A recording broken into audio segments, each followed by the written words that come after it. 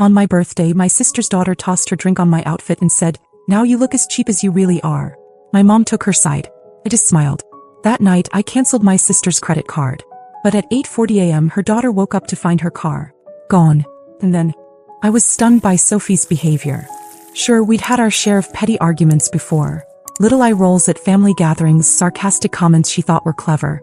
But nothing that gave her the right to do what she did that night. It wasn't just what she said or the way she said it.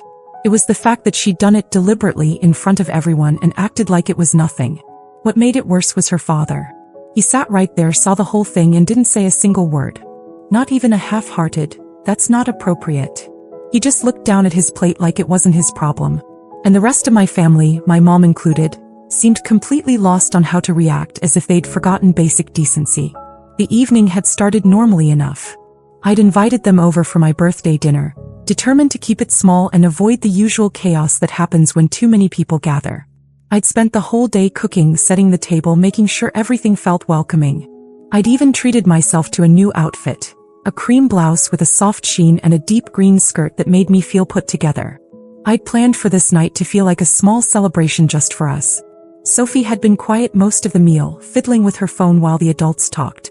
About halfway through, she got up to refill her glass with the punch I'd made. I wasn't even paying attention to her until I felt the cold splash hit me. The dark red liquid soaked my blouse and skirt instantly, dripping onto the floor and splattering against the chair. For a second, I thought it might have been clumsiness. But when I looked up, she was standing there, holding her empty glass and staring me dead in the eye. Then she said it, loud, clear, and with a smile, "Now you look as cheap as you really are." Silence. Not shocked silence. More like that awkward pause when everyone's waiting for someone else to handle it. I waited for Claire to tell her daughter to apologize, but Claire didn't say anything. My mom broke the moment by shaking her head and saying, "Oh, Emily, it's just a little prank. Don't overreact." That was when something in me shifted. I'd had my fair share of humiliations in this family, but this one was going to stick unless I did something about it. I excused myself, smiling like it didn't matter, but inside I was already working out the details. I knew I wasn't going to yell. I wasn't going to throw a drink back at her or start a fight in front of everyone. My revenge wasn't going to be loud. It was going to be quiet, deliberate, and timed just right, the kind that leaves a mark without anyone seeing it coming. This birthday wasn't going to end with candles and cake.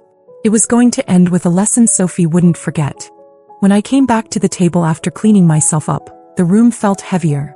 Nobody looked directly at me, but I could feel their eyes shift every time I moved.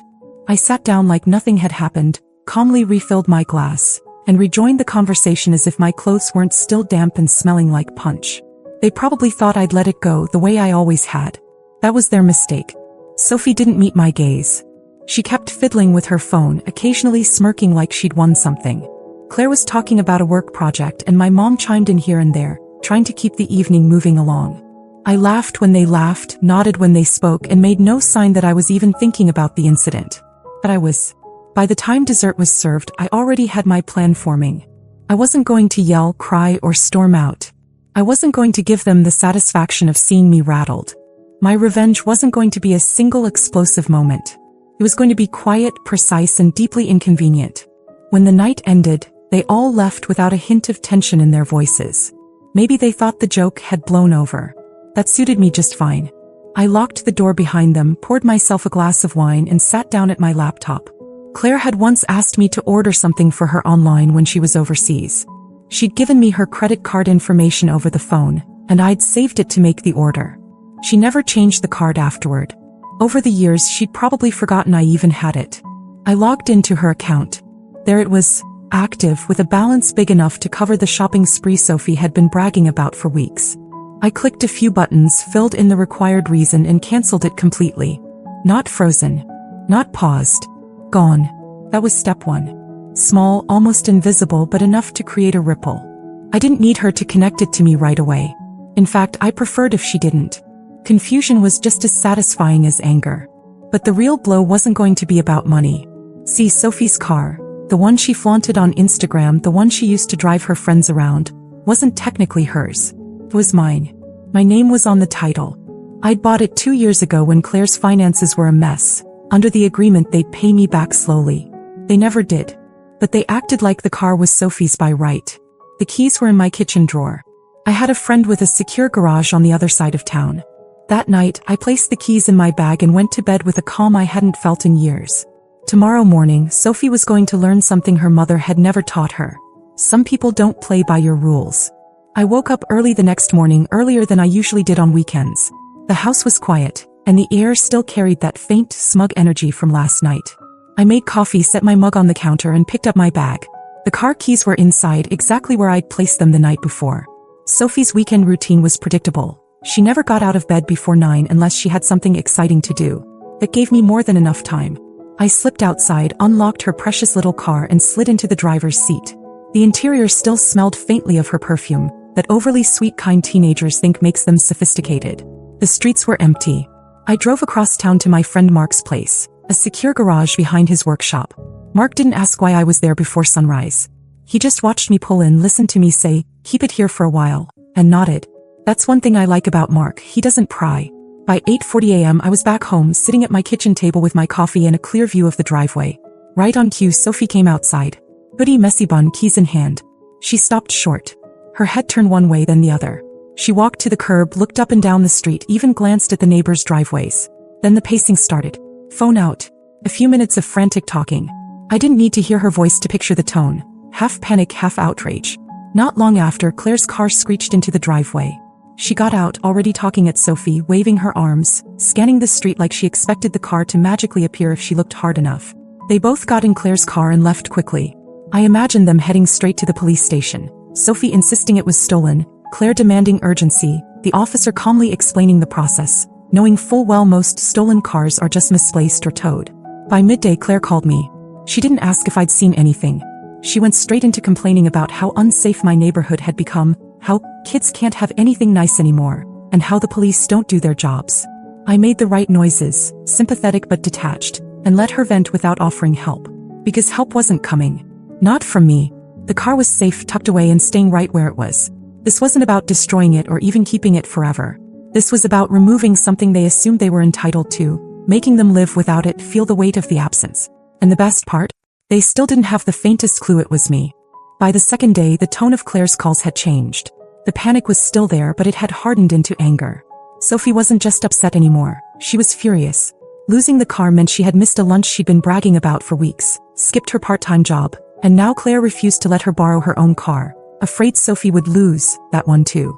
I pictured Sophie sulking in her room, door slammed, phone buzzing with unanswered messages from friends who'd moved on without her. That alone was satisfying, but then an unexpected problem landed in my lap. Claire called mid-morning, sounding stressed but trying to act casual. She said she had an urgent bill to pay, but her account had been temporarily frozen because of fraud activity linked to her now canceled credit card. She didn't directly ask for money at first. She circled around it, mentioning how she was short this month and still waiting on the bank. But eventually the ask came. I told her I'd look into it and ended the call without committing.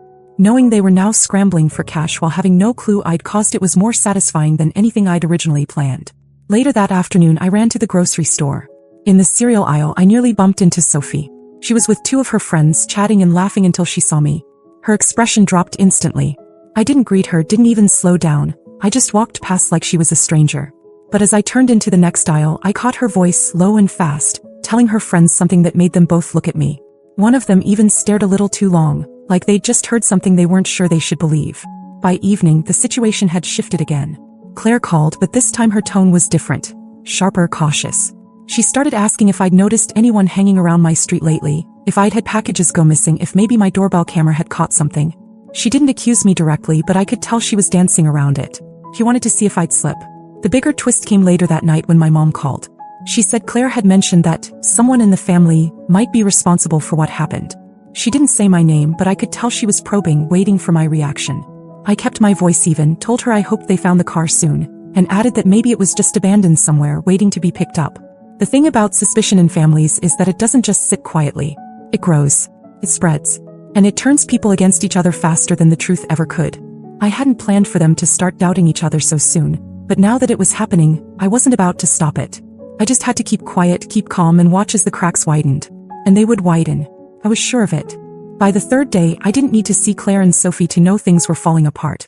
I could hear it in the clipped tone of Claire's voice whenever she called, and in the muffled shouting in the background. Whatever polite front they tried to keep up at first had crumbled. From what Claire let slip, she'd started pressing Sophie about whether she might have let someone drive the car or done something careless that led to it disappearing.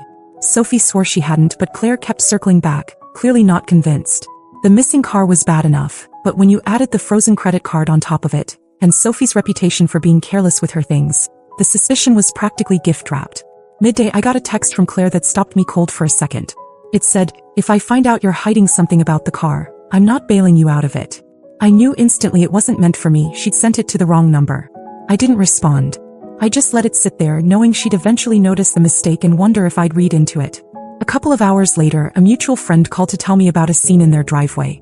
Sophie had been yelling at Claire so loudly that neighbors came outside to watch. Sophie accused her of always blaming her when things went wrong, while Claire fired back that Sophie was selfish and careless, and this was just another example. It ended with Sophie storming into the house and slamming the door so hard it rattled the windows, leaving Claire standing alone in the driveway, hands on her hips, staring at nothing. That evening, my mom called for the second time in 2 days, her tone noticeably cooler. She said Claire had hinted again that someone in the family might be behind the missing car. Mom didn't outright accuse me, but I could tell she was testing the waters. I kept my voice steady, told her it would be terrible if that were true, and even added that I'd keep my eyes open in case I spotted the car nearby. She seemed satisfied enough to end the call, but I could feel the suspicions still simmering under the surface. The best part was knowing they had no idea the car was sitting untouched in Mark's locked garage. I checked on it that afternoon. It was spotless, full tank of gas, exactly the way Sophie had last left it. The only difference was that she couldn't touch it. When I first came up with the plan, I thought I'd keep the car for a week. That seemed long enough to make a point. But now, watching them crack apart faster than I'd imagined, I was starting to think a week might be generous. If they were already this shaken after 3 days, I wanted to see what another week would do. By the 5th day, Claire and Sophie weren't even pretending to be civil anymore. What started as arguments about the missing car had turned into full-blown shouting matches about everything they'd been storing up for years. I heard from a neighbor that Sophie had accused Claire of ruining her life and never trusting her, while Claire fired back that Sophie didn't appreciate anything and acted like the world owed her. The car wasn't the problem anymore. It was just the match that had set fire to years of resentment. I could have ended it right then. I had the keys. I could have driven the car back, called Claire, and played the hero. But there was something satisfying about letting them twist in that uncertainty. They were both so sure the world had wronged them, yet neither could say exactly how. By the 7th morning, I decided it was time. The damage was done, and stretching it out any longer might make them suspicious in the wrong way. I got up before the sun, grabbed the keys, and drove the car back. I didn't put it in their driveway. That would have been too obvious, too direct. Instead, I parked it 2 streets over in front of an empty rental house. I locked the doors, slid the keys under the driver's seat, and walked away without looking back. Just after noon, Claire texted me. The car turned up. No damage. Police don't know who had it. A second later, another message. Weirdest thing that's ever happened. I stared at the screen for a long moment, smiling to myself, then put the phone down without replying. 2 hours later, Sophie posted a photo online. She was sitting on the hood of the car, grinning, with the caption, "Guess who's back?" No apology, no acknowledgement, just an attempt to slip right back into her old life. But I knew better. They'd felt it. The loss, the inconvenience, the uncertainty, it had done its work. They'd learned, in their own way, that things could disappear without warning, and that sometimes there's no one to blame but themselves. I never admitted anything, and I never will. I don't need to. The best part about quiet revenge is that it leaves no proof, just a lingering shadow of suspicion. And now that shadow will always be there for them. Because the next time Sophie mouths off or Claire dismisses me, they'll remember this week. They'll remember how quickly comfort can vanish. And they'll wonder, just for a second, if I'm the one holding the keys again. That doubt, that pause before they act, is worth more than any shouted argument or dramatic confrontation. And for me, that was the real gift I gave myself on my birthday. The update. It had been 3 weeks since the birthday incident, and life had settled into something resembling normal. I still saw Sophie's car around town, and every time I did, there was a small, private satisfaction in knowing I'd once made it vanish.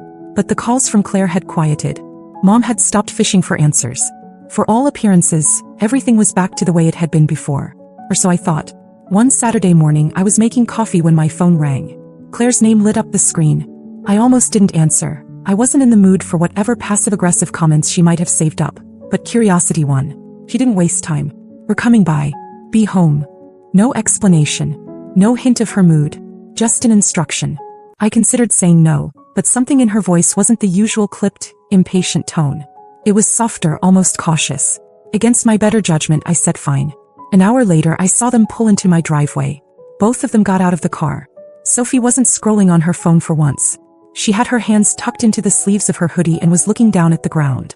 Claire, instead of her usual air of superiority, looked careful, like she was approaching a situation she didn't want to mess up. They came to the door together, and the first thing I noticed was that Sophie was holding a small bouquet of fresh flowers. She handed them to me without a word at first, then gave a faint smile and said they were just because. Claire followed with a medium-sized gift bag, wrapped neatly in gold paper and tied with a ribbon. She set it on my dining table and told me to open it. Inside was a leather tote bag. Not just any tote bag, but the exact one I'd once stopped to admire in a store window nearly a year ago. I'd never told them that, but Claire must have remembered the day. It wasn't cheap, and it wasn't something I'd ever expect her to buy for me. Then came the part one didn't see coming. They both apologized. Not the vague, half-hearted kind where someone says, "Sorry you felt that way." This was different. Claire admitted outright that she'd been wrong to dismiss what happened at my birthday as a prank. She said she should have defended me and that she regretted not stepping in. Sophie, to my surprise, didn't try to hide behind sarcasm. She said her comment at dinner was cruel and she'd been thinking about it since. She even admitted that losing the car, though she still didn't know how it had happened, had made her realize how quickly things could be taken away. She said she'd been embarrassed, angry, and then eventually just thoughtful about the whole thing. I stood there listening, not saying much. Part of me wanted to believe them. Part of me wanted to think that maybe something had shifted in them during those chaotic days. But another part of me, the part that had lived through years of subtle digs and dismissals, was on guard. People can change, yes, but they can also perform change when it suits them. So I thanked them. I accepted the flowers, the gift, the apology. I even told them it meant a lot to hear them say those things. And in that moment, I meant it. Because forgiveness, at least for now, felt easier than carrying the weight of resentment. But trust? That would take longer. I've learned not to hold grudges for the sake of holding them, but I've also learned that keeping your guard up is sometimes just as important as letting things go. So for now, I'll see where this goes. Maybe it's a turning point. Maybe it's just a temporary performance. Either way, I'll keep the bag, enjoy the flowers while they last, and remember that if things ever go back to the way they were, it's not hard to take the keys away again.